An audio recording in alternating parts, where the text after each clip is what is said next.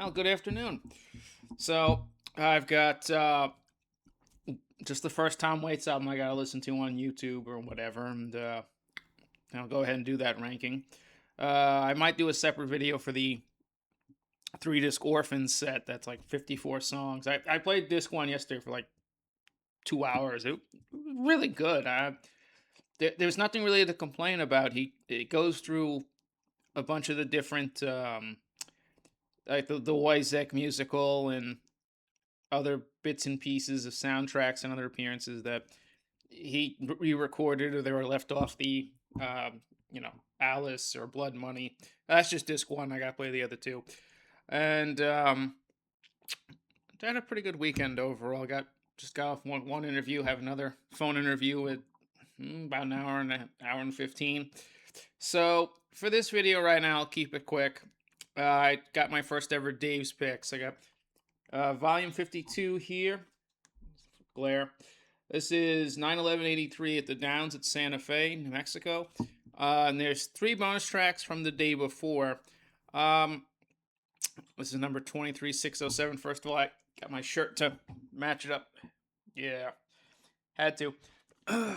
So, this is a two-track tape. This is not a soundboard, it's a little bit higher quality.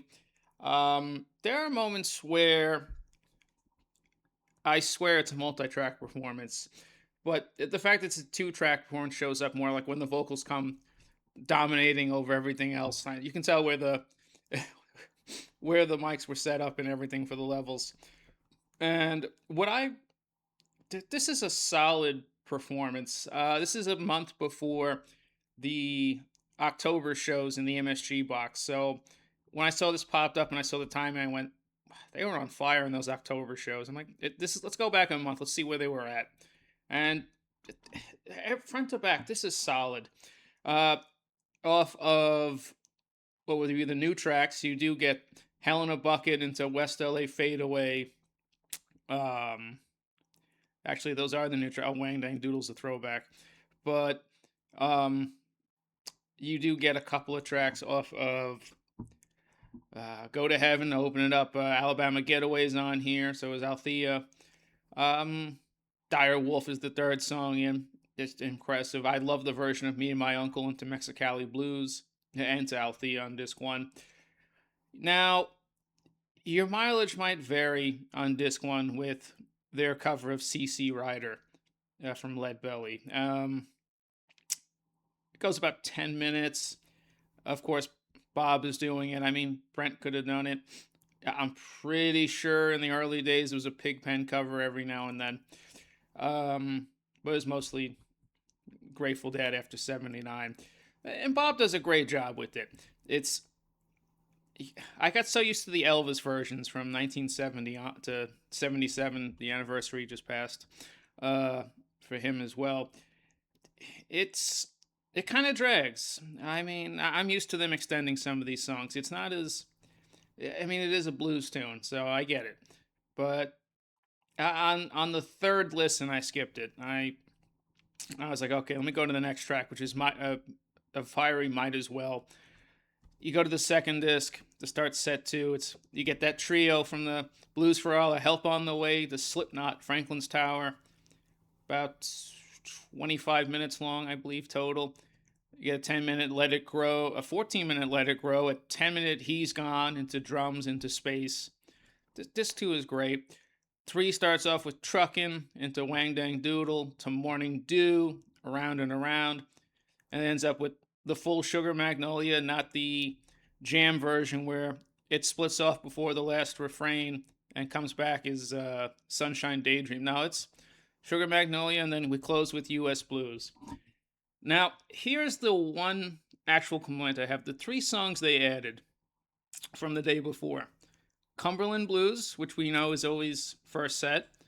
And then as part of the second set, it's just two tracks from the jam. It's Playing in the Band into China Doll. And masterfully played off, especially as they taper off Playing in the Band to set up China Doll.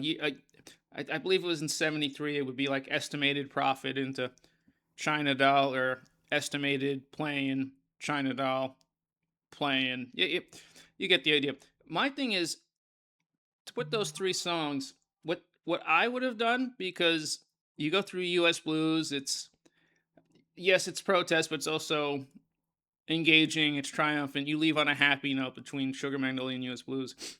To start with Cumberland Blues for the bonus section after the main set, you could have put that.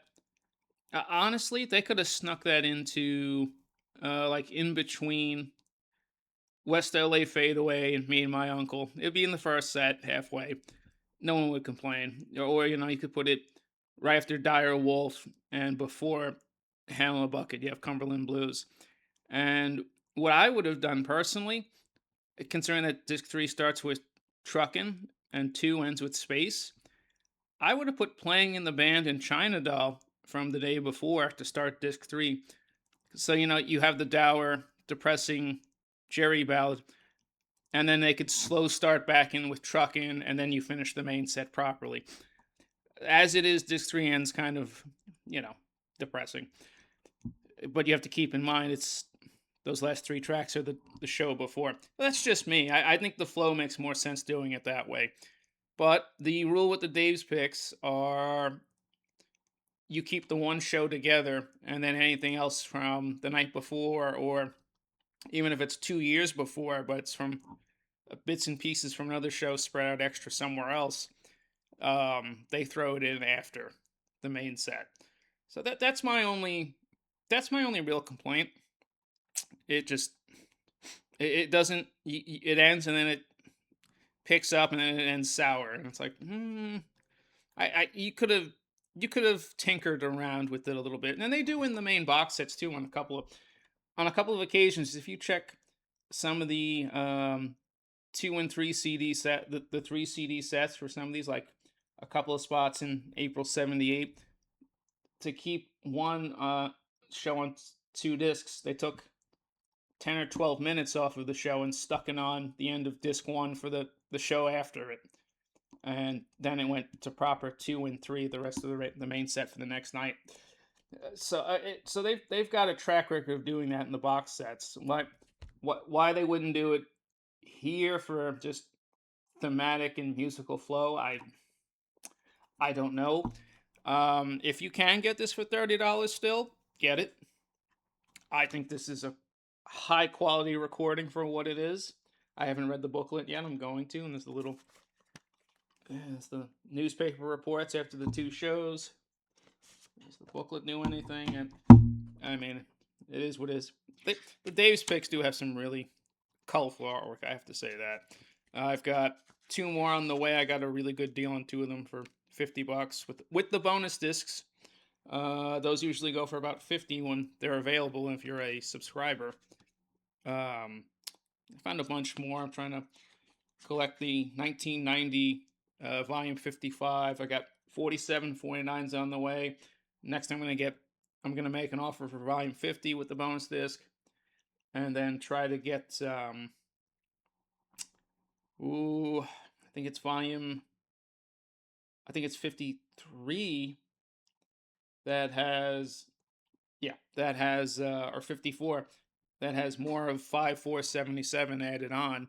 But then I got tracked down volume 23 to get the rest of May 4th 77 right before they get shown the light box starts on 5/5, because that 4-show Palladium run, either all 4 of them been put out or 3 of them have, but the last one, May 4th, is just spread out over 3 or 4 different Dave's Picks releases, and I'm just trying to get as much May 77 as I can, and it's such a magical run at that.